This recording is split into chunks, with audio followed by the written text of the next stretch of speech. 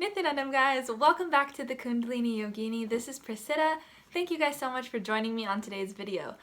Today I just wanted to do a quick dialogue with you guys about why it matters so much what cognitions, what beliefs we start with in life. So this is gonna kind of center around parenting and children and what we teach our children and what we pass on to the next generation. And even if you're not a parent like myself, I'm obviously not a parent myself, but I work with kids a lot, and so I can see directly what we teach them, what all the role models in their lives teach them matters so much fundamentally to that being and the future of that being. And so I just wanted to share a few important things with you guys today on this topic. When we're a small child, especially from 0 to 7, that's when our entire personality, our entire mental setup gets created. So those initial years of life, it is so important and so fundamental to give a child the right understanding of themselves and of life in the universe. And of course, this is definitely a tricky thing to say that there's just one right way or one wrong way. It doesn't work that way. Obviously, a lot of us come from different cultures, different backgrounds, different religions. And I'm not saying there's only one right way to understand all of these big questions of life.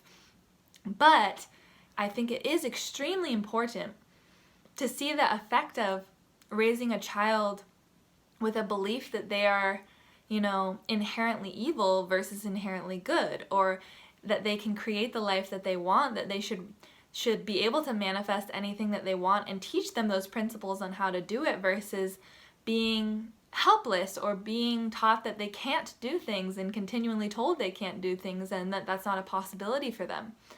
Those type of informations and continuous informations being pressed upon a very vulnerable consciousness of a child has a long-term impact on them. And we have to undo a lot of damage that we all had from our upbringing. No matter how much our parents loved us or how well or bad that they did, we all have to unwork and undo, rewrite some of those cognitions. But I see a new wave of understanding happening in our modern society, and it gives me a lot of hope. It's so beautiful to see how a child turns out when they're fundamentally raised with a really strong mind, a really strong understanding of who they are.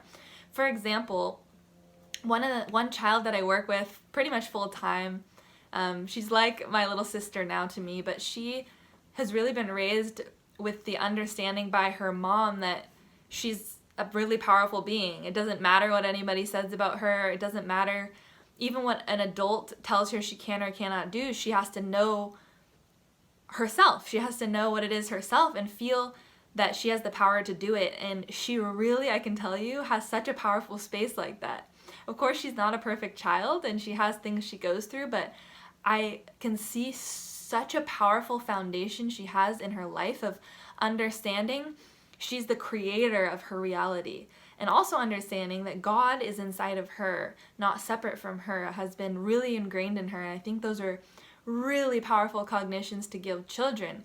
And like this, even teaching children how to not only view themselves but view others with kindness, with compassion, with understanding that we all have a responsibility to take care of each other. And it's important now more than ever to share these values with our next generation, to share tolerance, to share open-mindedness, understanding of different cultures, and that we can disagree with people and not hate them and not just cut them out just because they have a different opinion. All of these things are such an important groundwork for our kids. And I think there's a lot of amazing resources out there now we can use. In my own experience working with kids, I have found really impressive resources that are coming out nowadays. I mean, there's so many beautiful positive affirmation, positive thinking, powerful cognition giving sources out there now for children.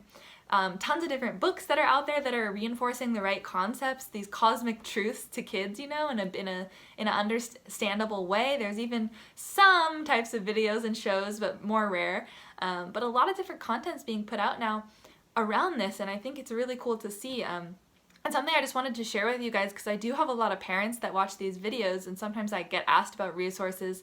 One source that I know that I wanted to share with you guys is just my friend Lisa, Lisa Baglia. If you look her up on Amazon, she makes amazing children's books all about powerful cognitions and affirmations and understandings of the cosmic being that we all are in our life and the universe. And I'll just show you guys.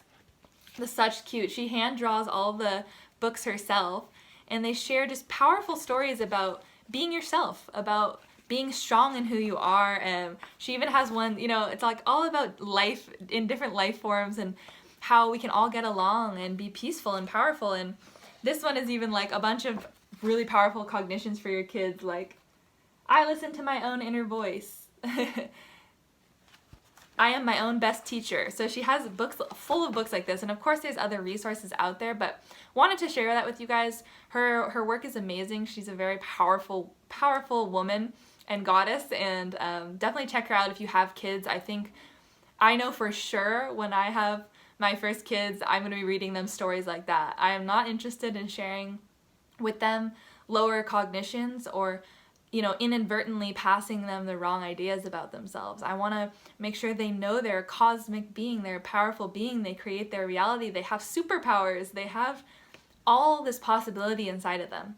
And I want to continue to reinforce that to my kids, and then obviously the kids that I also consider my own in my own heart, you know, and the kids that I get to interact with in my life as well. You know, this is why in a lot of indigenous cultures, including in the Vedic culture, the tradition of Sanatana Hindu Dharma, that children from the age of 0 to 7 were never put in school and to be given over to other people to teach them.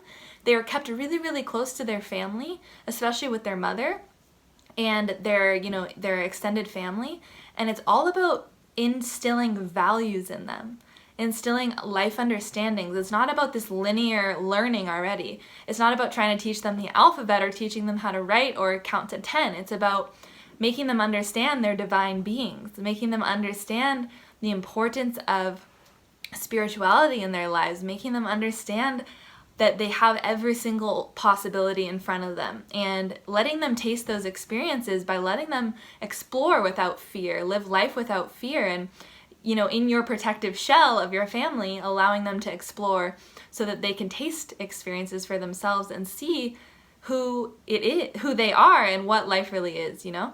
And this is why, you know, traditional Gurukul schooling is what it was called in the Vedic times, was such a beautiful concept. And just so you guys know, it's still existing today all over India. Even my guru has multiple gurukuls all over India where children from all around the world, but especially from India, are learning these Vedic sciences. They're being raised with mantra, meditation, and yoga instead of just math and coloring and science. Not only do they do actual, you know, more Western schooling on top of that, but their foundation is these powerful conscious sciences, being with themselves, learning how to sit with themselves. That skill is something that no value could be put on for a child. I've seen the difference between children who are raised with that type of spiritual foundation versus not. There's a totally different space and ability to handle themselves that children get. And so it's really amazing work what my guru Bhagavan Sri Nithyananda Paramashivam is doing. There's even online gurukuls happening now where even if your kid is from the US or Canada or wherever, you can tune in for sessions with your kids to help them work through these big questions of life and have a spiritual foundation for the rest of their lives, you know. It's really amazing. I'm actually going to be sharing some testimonials soon from a few of my friends who are Westerners who have their kids in this traditional schooling system of Gurukul, and their experiences have been really profound. So I'll be sharing with you guys on further videos about that. It's an important topic to think about, and obviously this video is just skimming the surface of this whole topic. It's very, very deep and vast, and I'll continue to share about it, especially as I go through my own journey down the line of parenting myself. But definitely do some research, and we also as adults have to look into what beliefs have hurt us, you know, throughout our life, what beliefs have held us back, and how we can rewrite those and make sure that we pass on the right version of those beliefs to the next generation. So it's important for us to think about, it's important for us to meditate on and analyze and make sure that we're not just inadvertently and accidentally passing on that damage, you know, to the kids around us, to the next generation, and even the people around us. So thank you guys for listening to this video. I hope you're having a beautiful week, and I will be seeing you guys in the next video. I'm going to be making some more content all about yoga and Ayurveda, the science of life and healing the body. So make sure to subscribe and comment down below your thoughts. If you've had any powerful cognitions on this topic, anything you'd like to share with a larger audience, please feel free to comment it down below so that we can all hear your feedback as well and your experiences. And we will see you on the next video, everyone. Thank you guys. Nithyanandam.